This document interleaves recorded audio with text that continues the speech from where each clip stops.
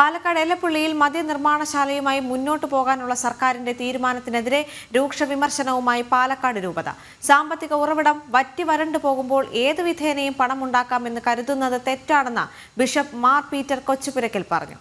ഒരു തലമുറയെ മുഴുവൻ നാശത്തിലേക്ക് തള്ളിവിടുന്ന തീരുമാനമാണ് സർക്കാരിന്റേതെന്നും അദ്ദേഹം വിമർശിച്ചു. ഇടതുമുന്നണി യോഗത്തിലും എലപ്പുള്ളിയിൽ മദ്യനിർമ്മാണശാലയുമായി മുന്നോട്ടു പോകുമെന്ന് മുഖ്യമന്ത്രി തന്നെ വ്യക്തമാക്കിയ സാഹചര്യത്തിലാണ് സർക്കാരിനെതിരെ രൂക്ഷ വിമർശനവുമായി പാലക്കാട് രൂപത രംഗത്തെത്തിയിരിക്കുന്നത്. എത്ര വലിയ നയപരമായ തീരുമാനമാണെങ്കിലും ബ്രൂവറി സാമൂഹിക വിപത്താണെന്ന് രൂപത ബിഷപ്പ് മാർ പീറ്റർ കൊച്ചുപുരയ്ക്കൽ പറഞ്ഞു. കേരളത്തെ മദ്യ സംസ്ഥാനമായി മാറ്റുന്ന രീതിയാണ് ഇത്. വലിയൊരു ശതമാനം ആളുകളും ഈ വിപത്ത് ഒഴിവാക്കണമെന്നാണ് ആഗ്രഹിക്കുന്നത്. സാമ്പത്തിക ഉറവിടം വറ്റി വരണ്ടു പോകുമ്പോൾ ഏതെങ്കിലും വിധേനെ പണം ഉണ്ടാക്കാമെന്ന് കരുതുന്നത് തെറ്റാണെന്നും ബിഷപ്പ് മാർ പീറ്റർ കൊച്ചുപുരയ്ക്കൽ പറഞ്ഞു.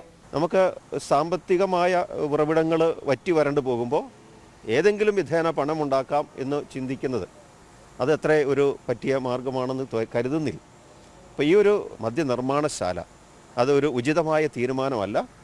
ഒരു തലമുറയെ മുഴുവനും നാശത്തിലേക്ക് തള്ളിവിടുന്ന ഒരു കാര്യമാണ്. സാധാരണക്കാർക്ക് ജോലി നൽകാനാണെങ്കിൽ മറ്റു മാർഗങ്ങൾ ഉണ്ടെന്നും മാർ പീറ്റർ കൊച്ചുപുരയ്ക്കൽ വിമർശിച്ചു. അതേസമയം മദ്യനിർമ്മാണശാലയ്ക്കെതിരെയുള്ള BJP ഈസ്റ്റ് ജില്ലാ അധ്യക്ഷൻ പ്രശാന്ത് ശിവന്റെ സമരപ്രചാരണ യാത്ര ഇന്ന് 3ാം ദിവസത്തിലേക്ക് കടന്നു.